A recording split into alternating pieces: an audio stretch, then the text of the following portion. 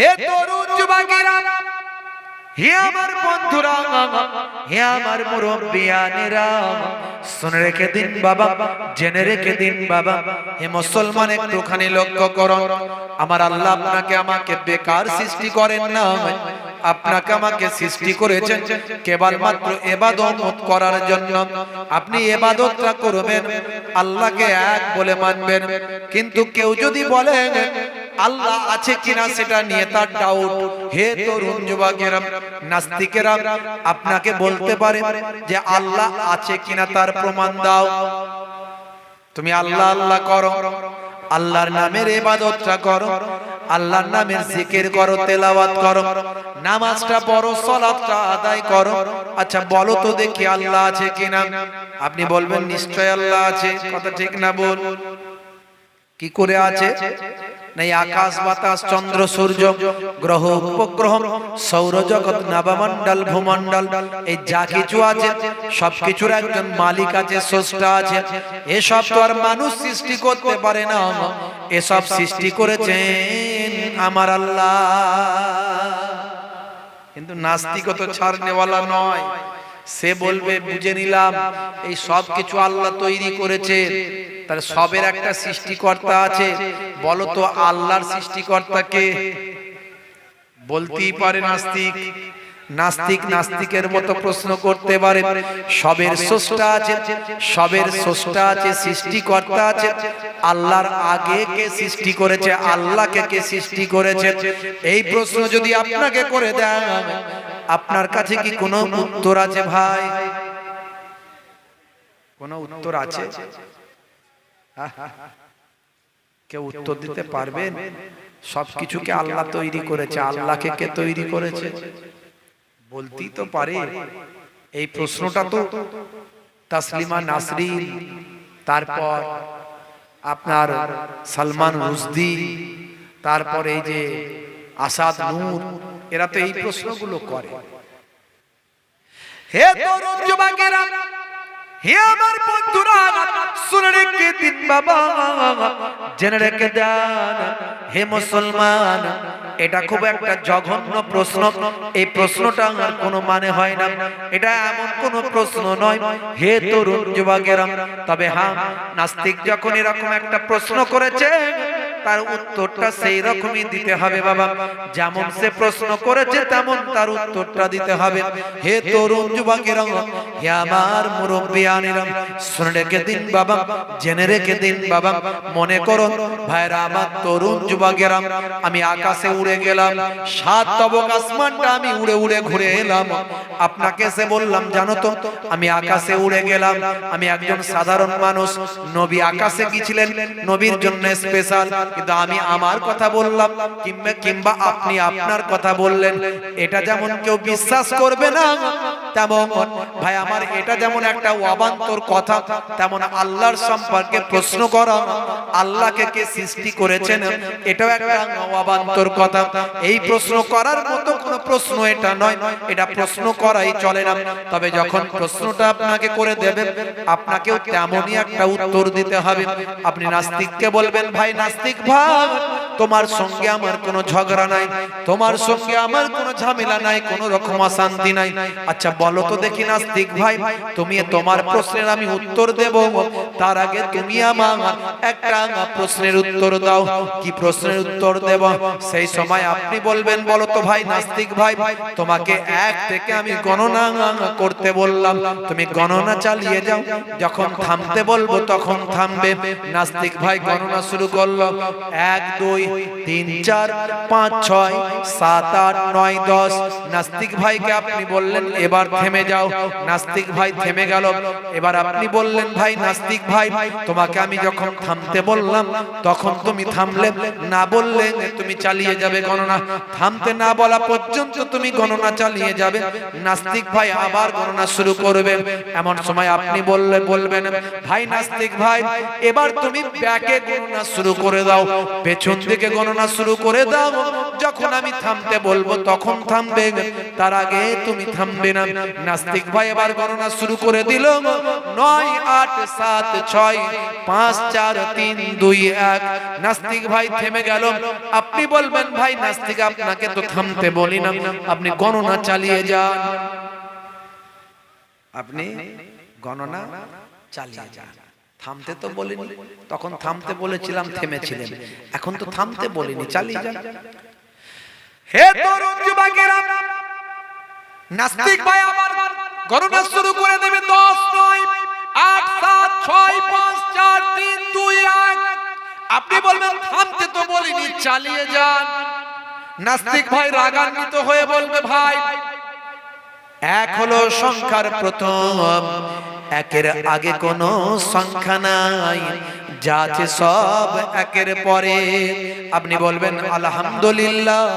ভাই নাস্তিক আপনার উত্তরটা হয়ে গেছে। আপনি যেমন বললেন এক হলো সংখ্যার প্রথম, একের আগে কিছু নাই, যা আছে সব একের পরে, তেমন আমার আল্লাহ হলেন সংখ্যার প্রথম, আমার আল্লাহ হলেন এক, আমার আল্লাহ আগে কিছু নাই, যা আছে সব আল্লাহর পরে। জোরে হবে না? নাস্তিক যেমন প্রশ্ন করেছে আপনি তাকে তেমন উত্তর দিয়ে চুপ করিয়ে দিয়েছেন। কিন্তু এটা তো সঠিক তথ্য দেয়া হলো না, এটা মানে কি তাকে চুপ করানো হলো। সে যেমন প্রশ্ন করেছে আপনি তাকে তেমন উত্তর দিয়ে চুপ করিয়েছেন, এটা কিন্তু সঠিক জবাব দেওয়া হলো না। আল্লাহ আছেন কি নাই তার সঠিক জবাব এটা হলো না। আপনার মনেও তো প্রশ্ন হতে পারে, এখন আধুনিক যুগের ছেলেপুলে, সব ইন্টারনেটের যুগ, বুঝতে পারছেন? ছেলেপুলের মাথায় তো প্রশ্ন ঢুকতেই পারে, শিক্ষিত ছেলেপুলে, যে সত্যিই তো বাবু আল্লাহ যদি থেকে থাকে তা আল্লাহকে আমরা দেখতে পাই না, বুঝতে পারি না, কি করে আল্লাহকে মানবো, কি দেখে মানবো, কি করে বিশ্বাস করব যে আল্লাহ আছেন? প্রশ্ন মাথায় ঢুকে যেতেই পারে ইয়ং ছেলে, যুবক ছেলে। আপনি শুধু তাকে বলছেন বাবু নামাজ পড়বি, নামাজ পরে পড়বো, আগে তুমি আমার এই প্রশ্নের উত্তর দাও দেখিনি, আল্লাহ সঠিক আছে তার প্রমাণটা দাও আমাকে। আল্লাহ থাকলে তবে তো তার জন্য নামাজ, নামাজটা পড়বো কার জন্য? আল্লাহ বলেছে বলেই তো নামাজ পড়বো। তা আল্লাহ আছে কিনা সেটা আমাকে প্রমাণ করো। পারবেন প্রমাণ করতে? প্রমাণ করা যাবে? যাবে। এই দেখো চাঁদ দেখছো, আল্লাহ সৃষ্টি করে, চাঁদ আল্লাহ তৈরি করেছে, চাঁদ তার প্রমাণ দাও। আপনার কাছে উত্তর শেষে থাকবে না।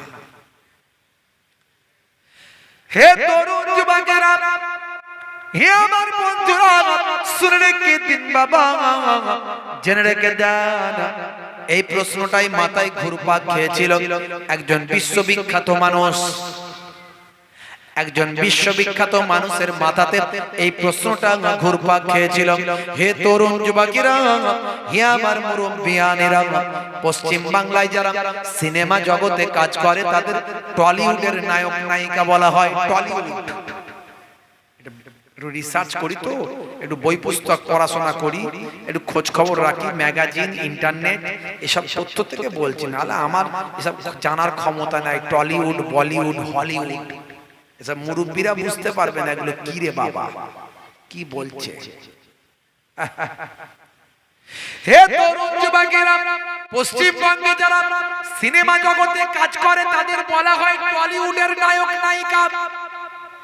বন্ধুরা আমার, তরুণ যুবকেরা আমার, এই বসিরহাট এলাকায় লোকসভায়, ভাই আমার, এর আগের পিরিয়ডের লোকসভায় কি বলে জানো, সাংসদ ছিল ওই টলিউডের নায়িকা, কি নাম ছিল গো? ওরে বাপ, সব মুখস্থ, ছেলেপুলের মুখস্থ। আমি ভুলে গেছি, জিজ্ঞাসা করতে বলে দিয়েছি। 5 বছরের সব রাজা মহারাজা 5 বছর পরই রিক্সায় করে যাবে। ভালো কাজ করলে লোকে বলবে দাদা ভালো আছে, আর খারাপ কাজ করলে বলবে বেরিয়ে যাচ্ছে, বলে দুটো পেছনে গালাগালি খারাপ ভাষাই দেবে, ইউজ করে দেবে। কথা ঠিক না ভুল? ক্ষমতা এলে ভালো কাজ করো, লোকে সুনাম করবে। সবচেয়ে বড় সেবা করা যাবে রাজনীতির মধ্যে দিয়ে। রাজনীতি ওই জন্য রাজার নীতি বলা হয়, কিন্তু রাজার নীতি এখন কার নীতি হয়ে গেছে বলেন? আমি আর বলবো না, ভাষা তো খারাপ করতে পারি না, মুখ থেকে আসে না। যা চলছে সমাজে, একটা সাম্প্রদায়িক শক্তি ভারতবর্ষের গদিতে ক্ষমতাতে থাকার জন্য প্রাণপণ চেষ্টা করছে। হিন্দু মুসলমান খ্রিস্টান জৈন লড়াই লাগিয়ে দেওয়ার চক্রান্ত করছে।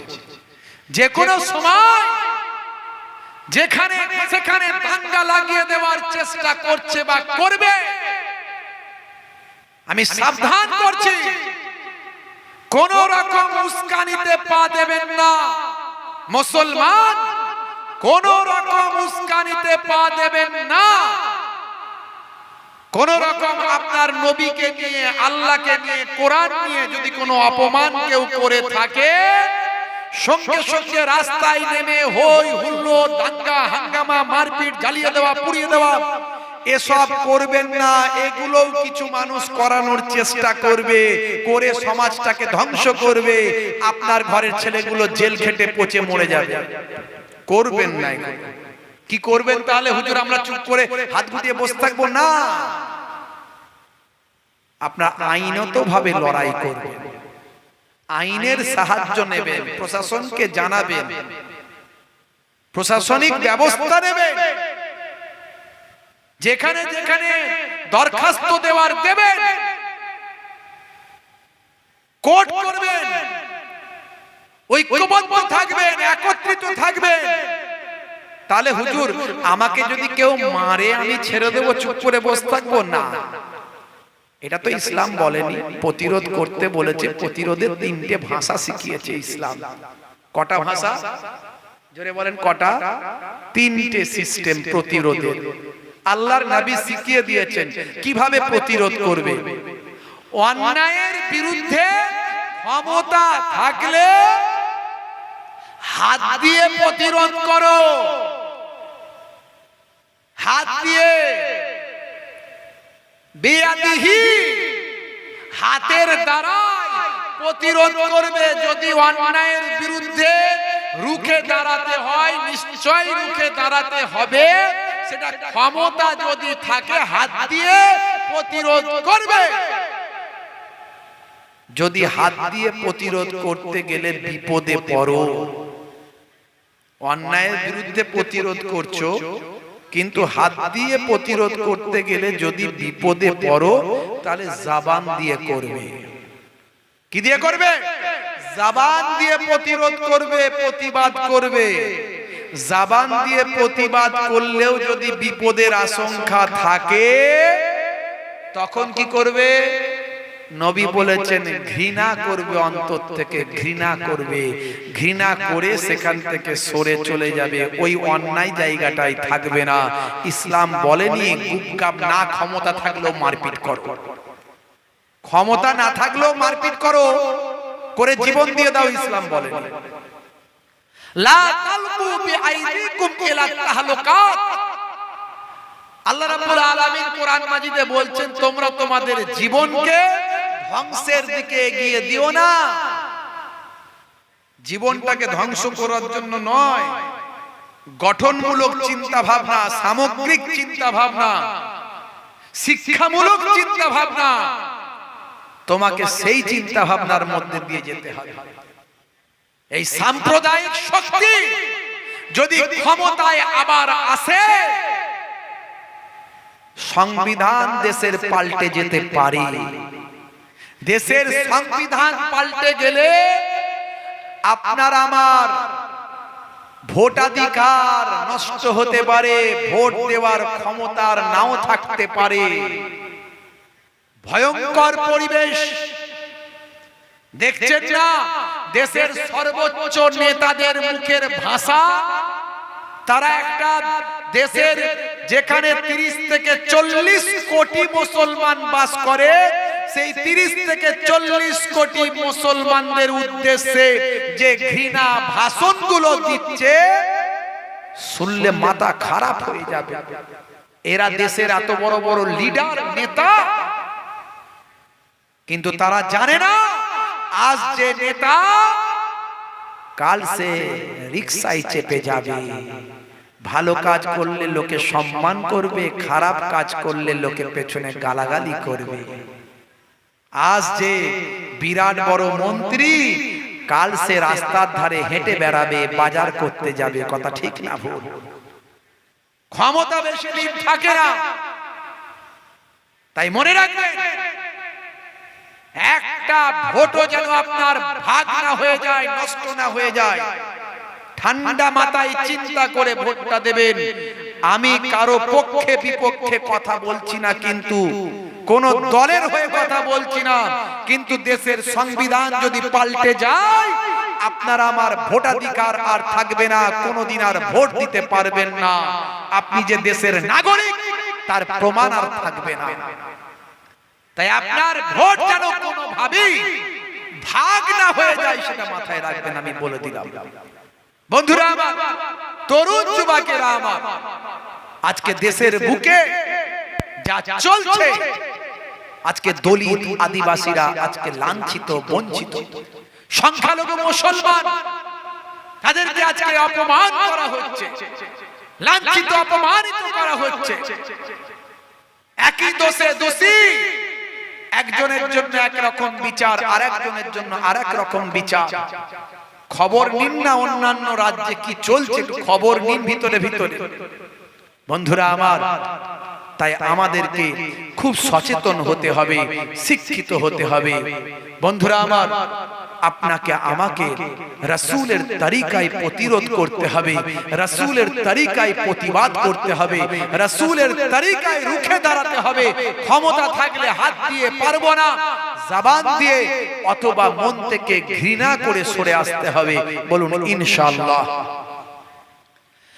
হে তরুণ যুবকেরা, হে আমার বন্ধুরা, শুনে রেখে দিন বাবা, জেনে রেখে দেন হে মুসলমান। যে কথা বলছিলাম বাবা, তাহলে টলিউড, হলিউড আর বলিউডের কথা বলছিলাম। পশ্চিমবঙ্গে যারা সিনেমা জগতের নায়ক গায়ক তাদের বলা হয় টলিউডের নায়ক নায়িকা। আর যারা বোম্বাইয়ের বুকে, ভাই আমার, বোম্বাইয়ের বুকে যারা নায়ক গায়ক তাদের বলা হয় বলিউডের নায়ক নায়িকা।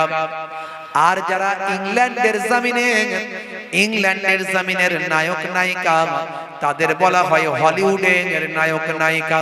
আমি হলিউডের একজন বিখ্যাত নায়কের কথা বলবো।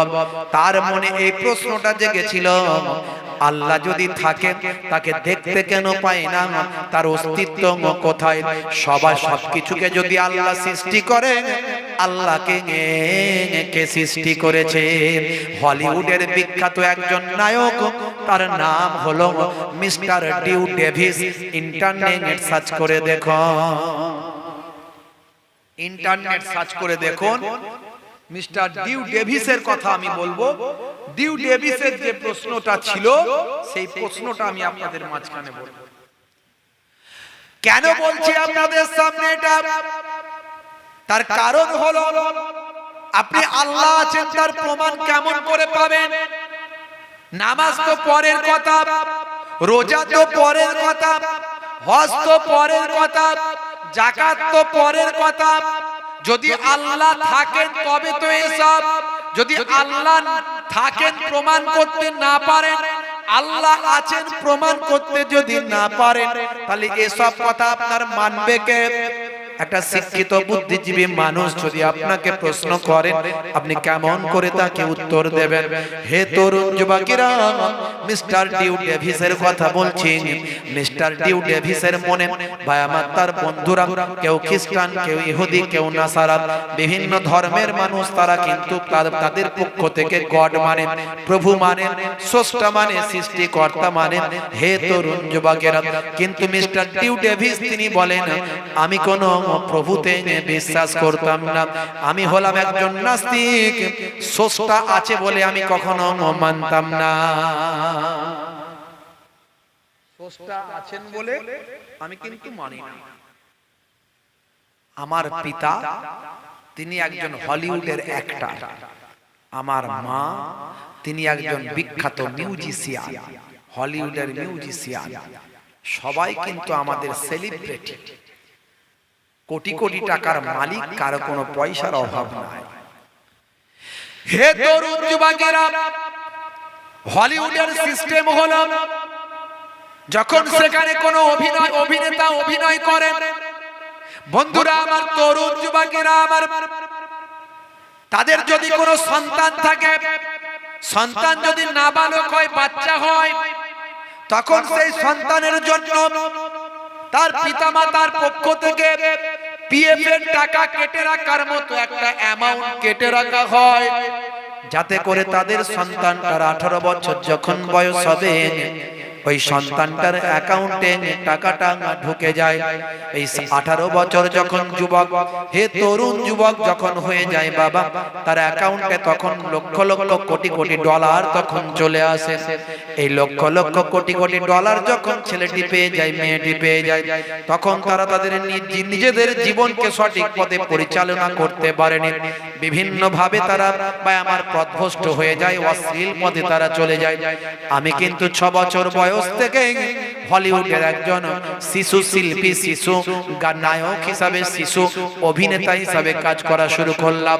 আর আমার পিতামাতা যেহেতু বড় বড় অ্যাক্টর, বড় বড় মিউজিশিয়ান, তাদের আর্থিক টাকাটা একটা অংশ কেটে আমার অ্যাকাউন্টে আসতে থাকে। 18 বছর যখন আমার বয়স হয়ে গেল, তখন আমি কিন্তু কোটি কোটি টাকার মালিক হয়ে গিয়েছিলাম। কিন্তু আমার মধ্যে অন্যান্য মানুষদের মতো, অন্যান্য যুবকদের মতো ভাবনা চিন্তা ছিল না। অশ্লীল পথে আমার ওই পয়সাটাকে অন্যায় পথে ব্যয় করবো, এই মানসিকতা ছিল না। আমি ছোটবেলা থেকে মেধা ছিলাম, ছোটবেলা থেকে আমি মেরিট ছিলাম, সুন্দর অভিনয় করতে পারতাম, সুন্দরভাবে মানুষের কাছে উপস্থাপন করতে পারতাম। হে তরুণ যুবকেরা, মিস্টার ডিউ ডেভিস বলেন, আমার বয়স যখন 18 বছর পার হয়ে গেছে, আমার বন্ধুদের মধ্যে তারা আমাকে বলতে থাকে, ভাই ডিউ, হে ডিউ ডেভিস, তুমি আল্লাহ মানো না, গড মানো না, প্রভু মানো না, কিন্তু আমরা মানি, আমরা বিশ্বাস করি তিনি আছেন। আমি তাদের প্রশ্ন করেছিলাম, গড যদি থাকে, তোমরা বলছো সবকিছু গড তৈরি করেছে, আমার প্রশ্ন হলো গডকে কে তৈরি করেছে, আমাকে দাও প্রমাণ। তারা কিন্তু প্রমাণ দিতে পারলো না। তারা আমাকে যখন প্রশ্ন বলল, প্রভু আছেন, স্রষ্টা আছেন, সব কিছু সৃষ্টি করেছেন তিনি, আমি তখন বললাম, প্রভুকে কে সৃষ্টি করেছে তার প্রমাণ দাও। তারা যখন কোনো উত্তর দিতে পারলো না, আমার মাথায় কিন্তু এই কথাটা স্ট্রাইক করলো। আমি চিন্তার মধ্যে বিভোর হয়ে গেলাম। আমি মনে মনে ঠিক করলাম, ঠিক আছে, আমি মানি বা নাই মানি, কিন্তু বিভিন্ন ধর্মগ্রন্থগুলো একটু পড়া শুরু করি। এই বলে আমি 6 মাসের জন্য আমি কোনো অভিনয় আর করলাম না। আমি আর অ্যাক্টিং জগতে গেলাম না, অভিনেতার জগতে আমি গেলাম না। 6 মাসের জন্য আমি বিভিন্ন ধর্মগ্রন্থগুলো আমি পড়া শুরু করলাম। আমি পড়া শুরু করলাম বাইবেল, আমি পড়া শুরু করলাম ত্রিপিটক, আমি পড়া শুরু করলাম জিন্দাবেশ, আমি পড়া শুরু করলাম পুরাণ, আমি পড়া শুরু করলাম কোরআন, আমি পড়া শুরু করলাম বিভিন্ন ধর্মগ্রন্থগুলো পড়া শুরু করলাম।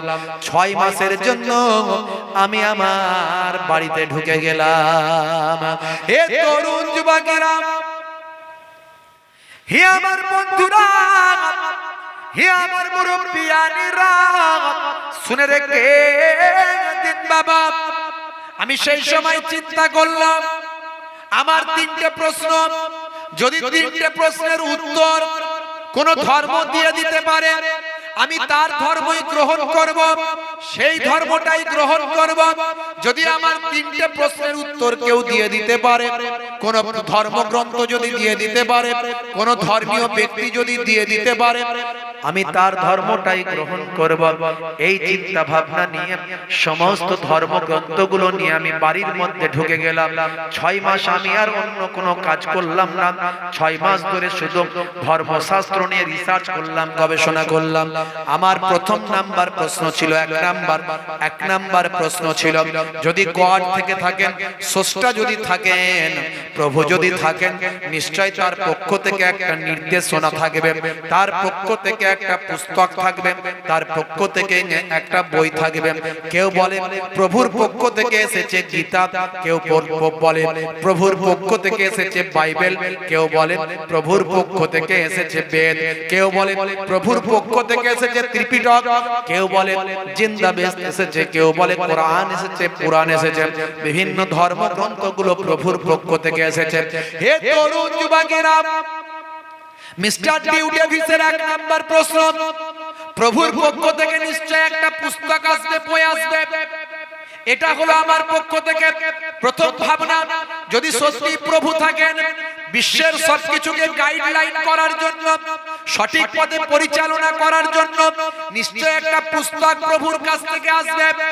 আর সেই পুস্তকটা হবে সংরক্ষিত।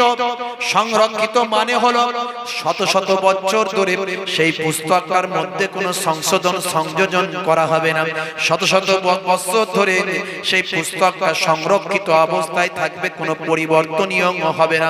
শত শত বছর ধরে, হাজার হাজার বছর ধরে সেই পুস্তকটাকে মানুষ মানবে, এমন একটা নিশ্চয় পুস্তক থাকবে। তবে নিশ্চয় পুস্তকটা হবে সংরক্ষিত। এটা হলো 1 নাম্বার আমার সূত্র, 1 নাম্বার আমার প্রশ্ন। যদি মিলে যায় এমন একটা গ্রন্থ, তাহলে আমার 1 নাম্বার প্রশ্নটা মিলে যাবে। 2 নাম্বার, হে তরুণ যুবকেরা, মিস্টার ডিউ ডেভিস বলেন 2 নাম্বার আমার প্রশ্ন ছিল, যদি এরকম একটা পুস্তক পাওয়া যায়, তাহলে নিশ্চয় 2 নাম্বার সূত্রটা যদি আমার মিলে যায়। কি সূত্র? ওই পুস্তকের মধ্যে কোনো বিরুদ্ধাচরণ, কোনো বক্তব্য থাকবে না। একটা চলবে, একটা চলবে না। একই বিষয়ের উপর একটা চলবে আর একটা চলবে না, এই রকম কথা থাকবে না। যেমন নামাজ কোথাও পড়তে বলা হলো, আবার কোথাও নিষেধ করা হলো, এরকম থাকবে না। অর্থাৎ বিরুদ্ধাচরণ বক্তব্য থাকবে না, বিরুদ্ধ বক্তব্য থাকবে না, সাংঘর্ষিক বক্তব্য থাকবে না, একটা বক্তব্যের মধ্যে মতপার্থক্য থাকবে না। নিশ্চয় প্রভু যখন বলবেন সারা পুস্তকটার মধ্যে একই কথা বলবেন। এটা হলো 2 নাম্বার আমার সূত্র।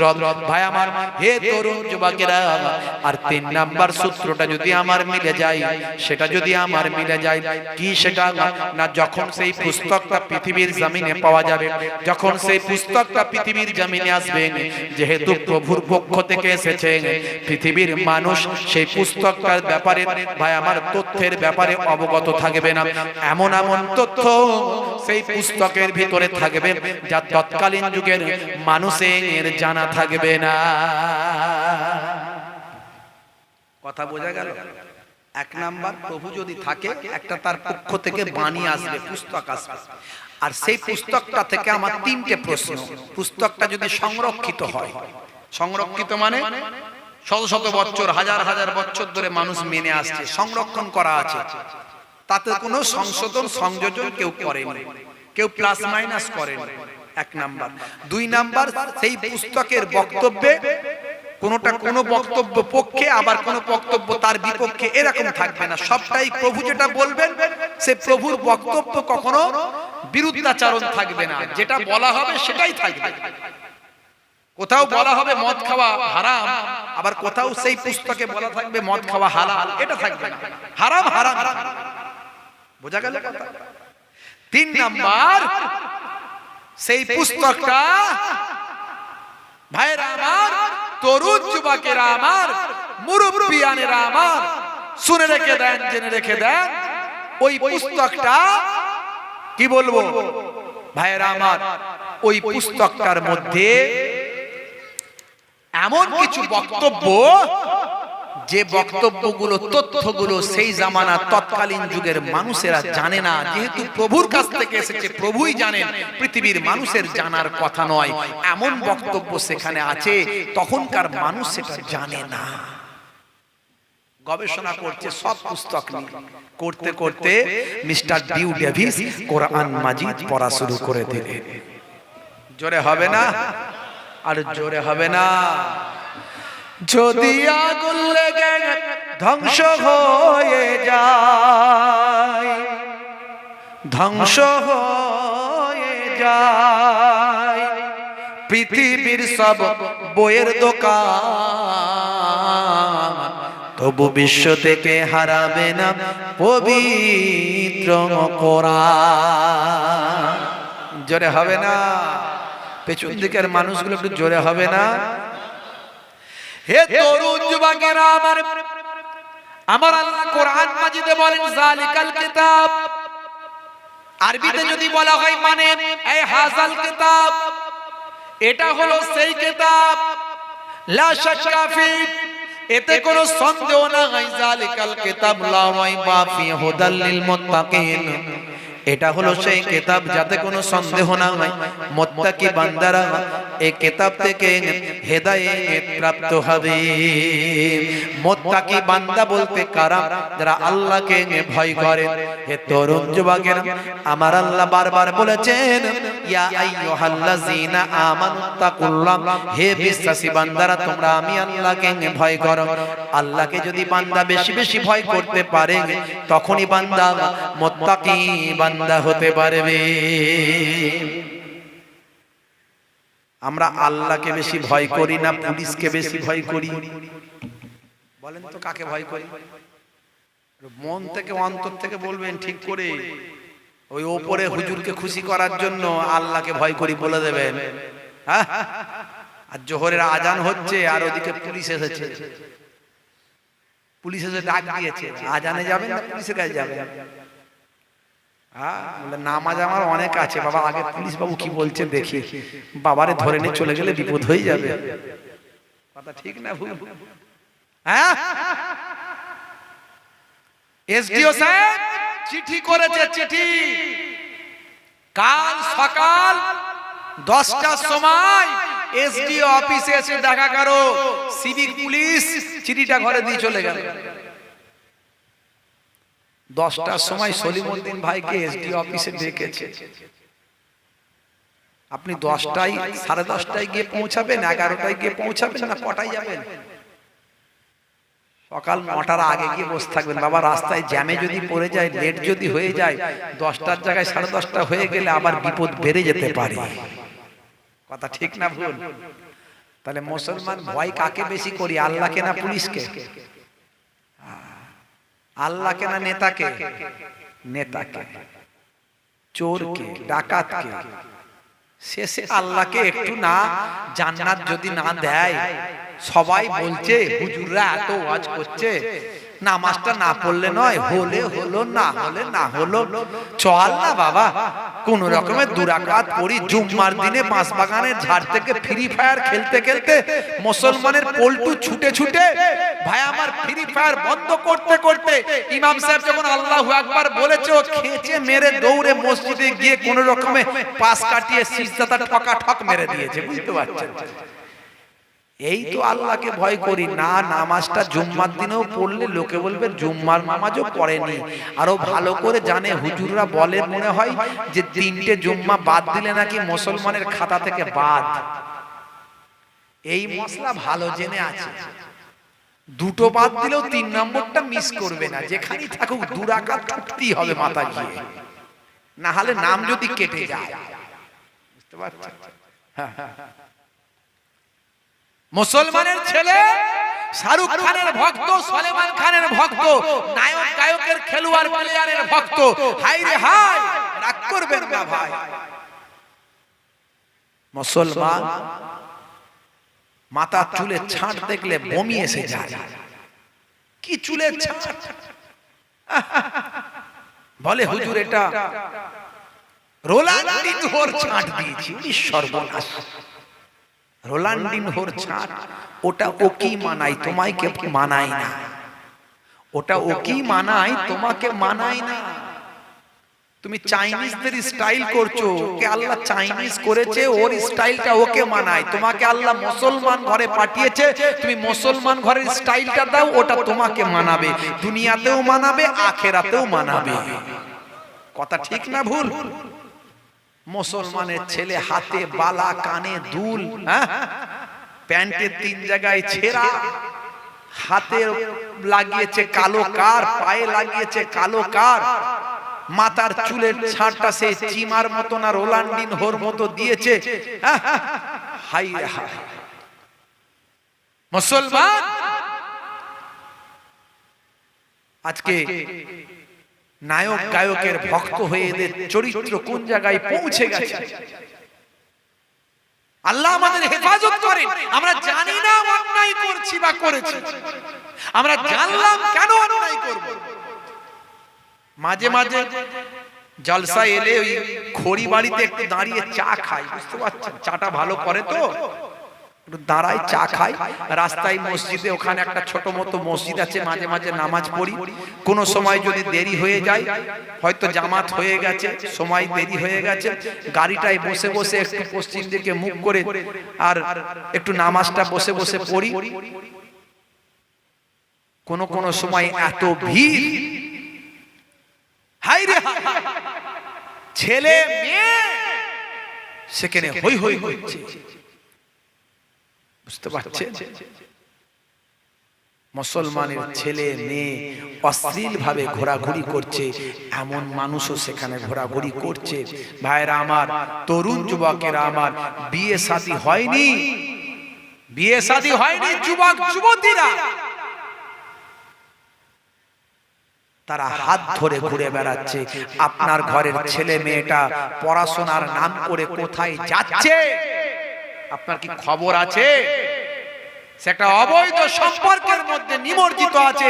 হে যুবতী, তুমি একটা পুরুষের সঙ্গে, একটা যুবকের সঙ্গে অবৈধভাবে যে সম্পর্ক তৈরি করেছো, শাহরুখ খানের ভক্ত সেজেছো, ওই ছেলেটি তোমার সঙ্গে 2 বছর 1 বছর প্রেম নিবেদন করে, প্রেম প্রীতি ভালোবাসা করে, তোমার সঙ্গে অশ্লীলতা অন্যায় করে সে যদি পালিয়ে যায়, চলে যায়, তার দায়টা কে নেবে? যেটুকু অন্যায় করছো সেটা তো গুনাহ হচ্ছে, তার উপরে সে যদি তোমাকে বিবাহ না করে পালিয়ে যায়, তুমি যে অশ্লীল ভাবে জীবন যাপন করলে দায়টা কে নেবে? আজকে মুসলমানের ছেলে নায়ক গায়কের ভক্ত হয়েছে। হাই হাই, হে তরুণ যুবকেরা, হে আমার বন্ধুরা, শুনে রেখে দিন বাবা, জেনে রেখে দেন। আমার আল্লাহ বললেন, বান্দারে, আমার দয়ার নবী জানিয়ে দিলেন, বিশ্ব নবী আমার জানিয়ে দিলেন, আমার আল্লাহ অশ্লীলতাকে হারাম করে দিলেন, আমার আল্লাহ অশ্লীলতা অবৈধ সম্পর্ককে হারাম করে দিলেন। হে দুনিয়ার মানুষ, শুনে রেখে দাও, জেনে রেখে দাও, তোমরা যদি দুটো জিনিসের গ্যারান্টি দিতে পারো, তোমাদের জবান, তোমাদের লিসান আর তোমাদের যৌনাঙ্গ, এই দুটো জিনিসের যদি গ্যারান্টি দিতে পারো, দয়ার নবী বলেন, আমি তোমাদেরকে জান্নাতের গ্যারান্টিটা দিয়ে দেব। বন্ধুরা আমার, তরুণ যুবকেরা আমার, আজকে যুবক যুবতীরা ভাইরা আমার, 14ই ফেব্রুয়ারি তারা করে অবৈধ সম্পর্ক, তাদের মধ্যে দেখা যায়। বন্ধুরা আমার, মাঝে মাঝে নিউজ হয়, পেপার পত্রিকায় দেখা যায়, বিভিন্ন পার্ক, বিভিন্ন জায়গাতে যুবক যুবতী, কাপত কাপতিরা ভাই আমার বিবাহ বহির্ভূত সম্পর্কে তারা আবদ্ধ থাকে, ইসলামে হারাম। হে যুবক, তুমি কেন অন্যায় কাজ করছো? আমার আল্লাহ কোরআন মাজিদের মধ্যে জানিয়ে দিলেন, বাল তুসিরুনাল হায়াতাদ দুনিয়া ওয়াল আখিরাতু খায়রুম ওয়া আবকা। এই দুনিয়া হলো ক্ষণস্থায়ী, পরকাল হলো চিরস্থায়ী। কিয়ামতের একটা দিন হবে 50,000 বছরের দিন। সেই 50,000 বছরের দিনের তুলনায় তুমি 50 বছর, 60 বছর, 70 বছর বাঁচবে। মাত্র তুমি সেই দিনের তুলনায় কয়েক মিনিট কিংবা কয়েক সেকেন্ড তুমি পৃথিবীতে বাঁচছো। তুমি সেই সামান্য কয়েক মিনিট, কয়েক সেকেন্ডে তুমি তোমার নফসকে কন্ট্রোল করতে পারছো না। তুমি তোমার নফসের বশবর্তী হয়ে গিয়ে অন্যায় কাজে তুমি শরীক হয়ে যাচ্ছ। হে নারীরা, হে নারীরা, মায়েরা, বোনেরা, তোমরা নিজেদের জীবনকে ধ্বংসের দিকে এগিয়ে দিও না, অবৈধ সম্পর্কে লিপ্ত হয়ো না। আল্লাহর নবী, আল্লাহর রাসূল জানিয়ে দেন, অবৈধ সম্পর্ককারী জান্নাত যেতে পারবে না। হে তরুণ যুবকেরা, হে আমার বন্ধুরা, শুধু তাই নয় যে পুরুষেরা নারীদের অনুকরণ করে, নারীরা পুরুষদের অনুকরণ করে।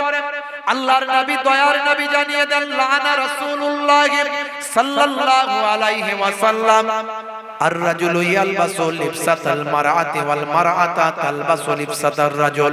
আল্লাহর নবী লানাত দিয়েছেন ওই সমস্ত পুরুষ আর নারীদের উপর, ওই সমস্ত পুরুষ আর মহিলাদের উপর যারা যে সমস্ত পুরুষেরা নারীদের মহিলাদের অনুসরণ অনুকরণ করে আর নারীরা পুরুষদের অনুসরণ অনুকরণ করেন, হারাম কাজে লিপ্ত হয়, অশ্লীল ভাবে জীবন যাপন করে, আল্লাহ এবং তার রাসূল তাদের উপর লানত দিয়েছেন। বাবা হে যুবকেরা, আজ থেকে তোমরা নায়ক গায়কের ভক্তের খাতা থেকে নামটা কেটে ভাই আমার, আপনারা আমার দয়ার নবী মহানায়ক, আপনারা আমার দয়ার নবী মহাবিজ্ঞানী, আপনারা আমার দয়ার নবী আখিরি জামানার পয়গম্বর, নবীদের নবী সেই রাসূলের ভক্ত হয়ে যাও,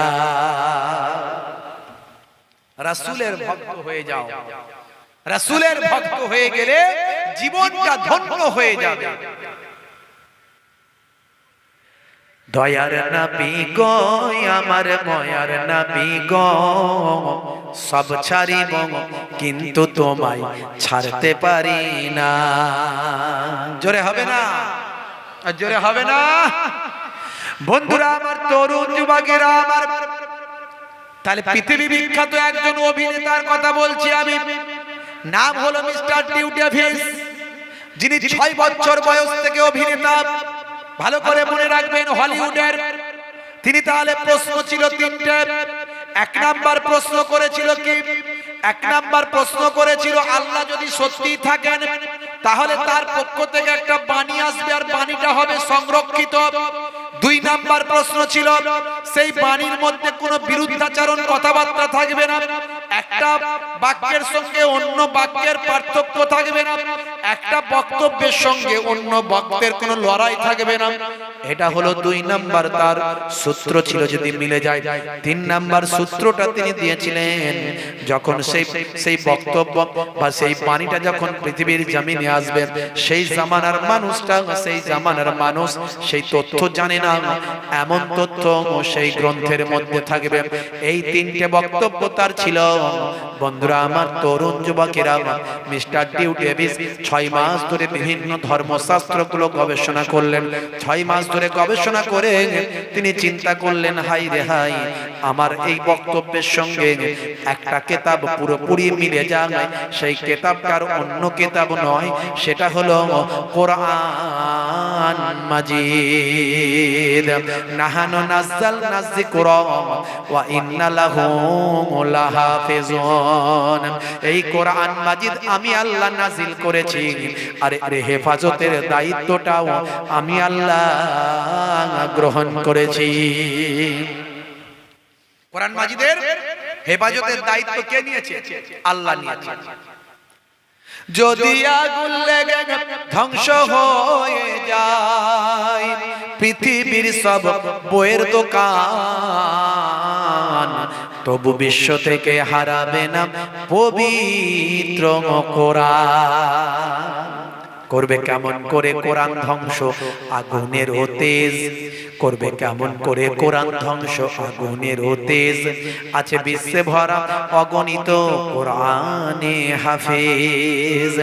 তারা ছাপি আসমানি গ্রন্থ, তারা ছাপি আসমানি গ্রন্থ, বাঁচাবে ইসলামের সম্মান, তবু বিশ্ব থেকে হারাবে না পবিত্র কোরআন। জোরে হবে না? জোরে হবে না?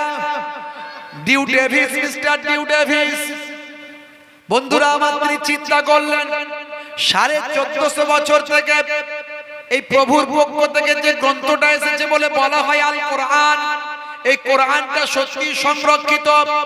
কারণ পৃথিবীর সমস্ত গ্রন্থের মধ্যে সংশোধন সংযোজন হয়েছে, প্লাস মাইনাস হয়েছে, কিন্তু 1450 বছর ধরে এই কোরআন মাজিদের মধ্যে কোনো সংশোধন সংযোজন হয়নি।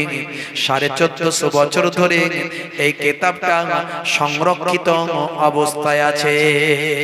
শুধু তাই নয়, 1450 বছর থেকে পৃথিবীর বুকে কোটি কোটি কোটি কোটি হাফেজে কোরআনদের হৃদয়ের মধ্যে এই কোরআনটা সংরক্ষিত আছে। মিস্টার ডিউ ডেভিস বলেন, আমার 1 নাম্বার সূত্র মিলে গেল। দেখি তো 2 নাম্বার সূত্র মেলে কিনা। আমার এই কোরআন মাজিদ গবেষণা শুরু করলেন, পড়া শুরু করলেন। পড়তে পড়তে তিনি চিন্তা করলেন কোরআনের একটা বাক্যে যেখানে বলা আছে মদ হারাম, কিন্তু কোথাও আর খোঁজার চেষ্টা করলেন, দেখলেন কোথাও মদ হালাল লেখা আছে কিনা। পুরো কোরআন মাজিদটা পড়ে ফেললেন, কোথাও মদ খাওয়া হালাল বলে লেখা নাই। তিনি বুঝতে পারলেন কোরআনের একটা বাক্যের সঙ্গে আর একটা বাক্যের কোনো সংঘর্ষ নাই, লড়াই নাই। একটা বাক্যের সঙ্গে আর একটা বাক্যের কোনো বিরুদ্ধাচারণ বক্তব্য নাই। কোরআন মাজিদের 82 বার 82 জায়গায় নামাজ পড়ার কথা বলা হয়েছে, কোন জায়গাতে নামাজ পড়ো না এমন কথা বলা নাই। এইভাবে কিছু বক্তব্য তখন তিনি পড়ে তিনি বললেন আমার 2 নাম্বার সূত্রটা আমার মিলে গেল। হে তরুণ যুবকেরা, হে আমার বন্ধুরা, হে আমার মুরব্বিয়ানেরা, তার 3 নাম্বার প্রশ্ন ছিল। কি প্রশ্ন ছিল আপনাদের মনে আছে? বলেন তো দেখি। কি জি? আমাদের দেশের লোকেরা কথা খুব কম বলে, শুধু শোনার লোক, বলার লোক নয়, খুব চালাক। কোথায় বলতে গেলে ফেঁসে যাব, বলার দরকার নাই, চুপ করে থাকবে, যা বলার হুজুর একাই বলবে। আর বাংলাদেশের লোকগুলোকে বলতে হয় না, ওরা সব কিছুতেই ফাস্ট, হুজুর বলার আগে ওরাই বলে দেয়।